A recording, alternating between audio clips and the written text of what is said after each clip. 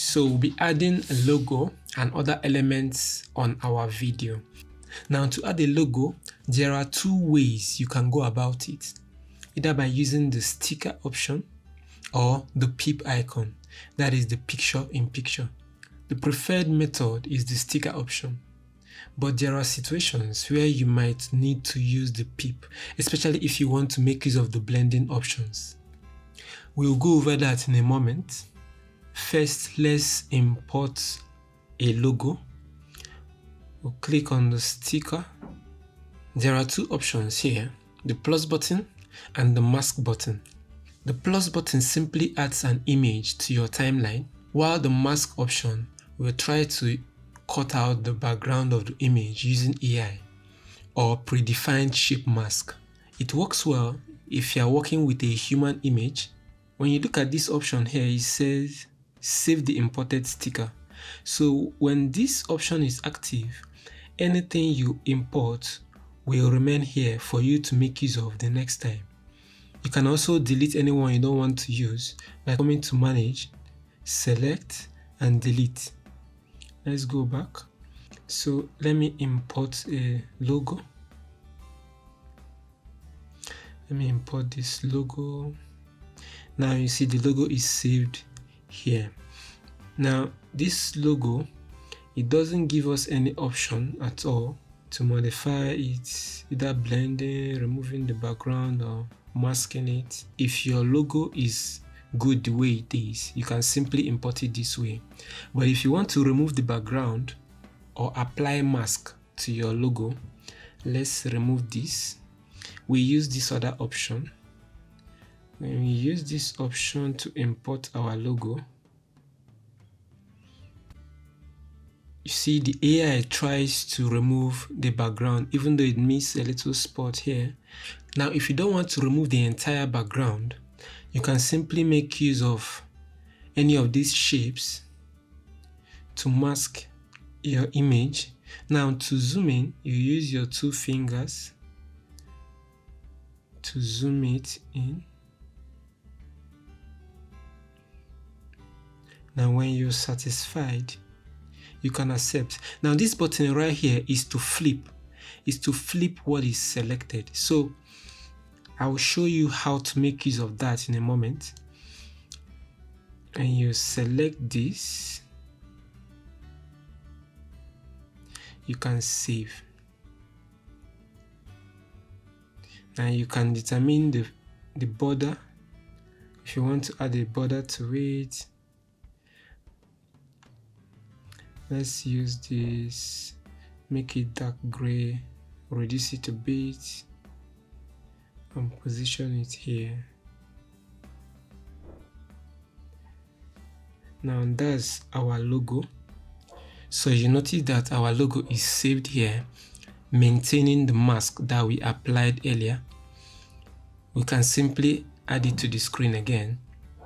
What it will not maintain is the border, but you can always add that by clicking on the edit button right here and then come to this and add another border if you want to make use of it again.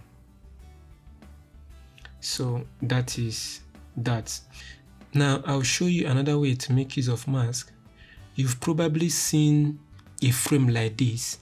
So if you have a frame like this and you want to cut out so that your video will be behind, you can create that using the mask inverse option.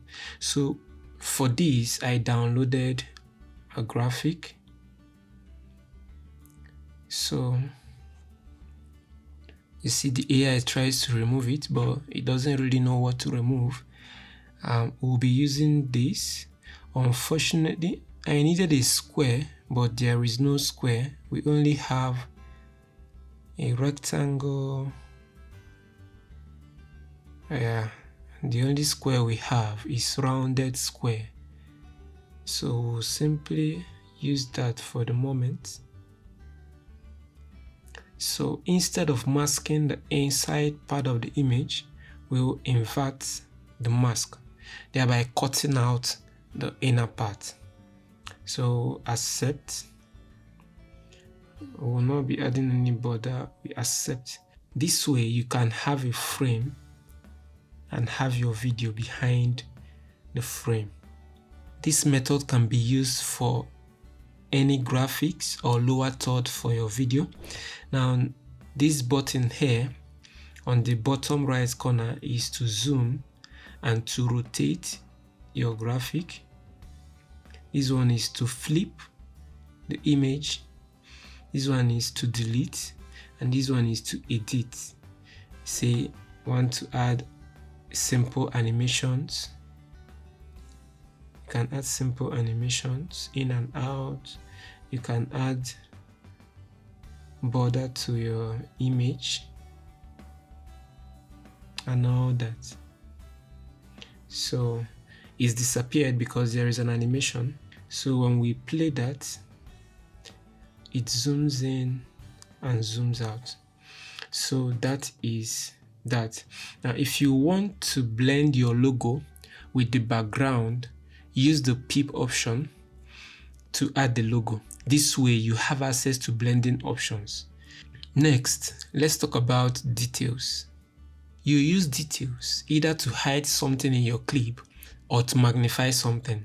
If you want to blur someone's face or some information you don't want people to see, this is the tool for that. Now, when we click on details, let me close this and come over to a portion of the video where I have people.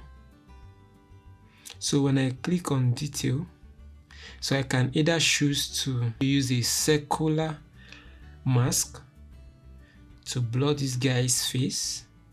You can choose the type of mask: triangle, dots, blur, glass, magnify.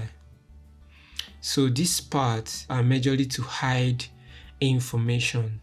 You don't want to show a number or someone's face on your screen. You can use this. This works hand in hand with tracking to track the face of the person you want to blur, so that when the person moves, the mask will follow the face of the person. We'll talk about tracking next. We can also magnify. If there's an information you want to magnify to let users see what you're referring to, you can make use of the magnify option. Now, coming back to the blur option, tracking is this button. It simply refers to as motion tracking. In this case, is a technique used to detect moving objects like people, pets within a video or image sequence. In InShot, you can track stickers, text, or any graphic element. When you select the object you want to track, you position it, and then you click on tracking. So it has option to track face or to track an object that moves. So in this case, let's track the face. We start tracking. Now tracking complete. When we play the video, you see the tracking follows the video. You can adjust the mask of the detail. You can feather it. So the mask is following our video. So that is that about tracking. Now let's track another object. Let me bring in another video. Let's say we have a video of someone walking. So come back to stickers. Just when the subject is moving, let's simply add a sticker. Let me use this and accept. Now we have our sticker. We increase the distance. So, and you put the sticker on the body. You click on track. So in this case, we are going to track the man walking. So we expand our selection and then start tracking. Let me speed that up. Our tracking is complete. Let's play and see what we have.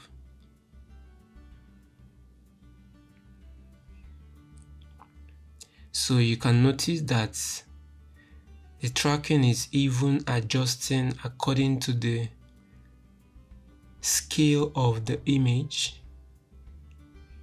So it doesn't just track the position, but the scale of the image, which is amazing.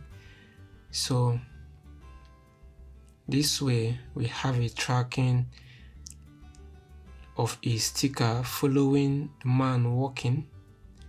As the man is going further, getting smaller, the sticker is getting smaller as well. The last on the list we are going to talk about is the doodle.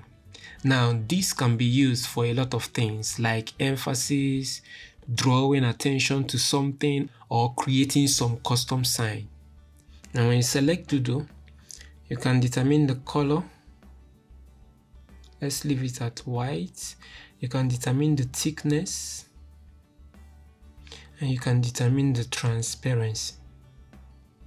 So let's write something on the screen showing the part the man is walking.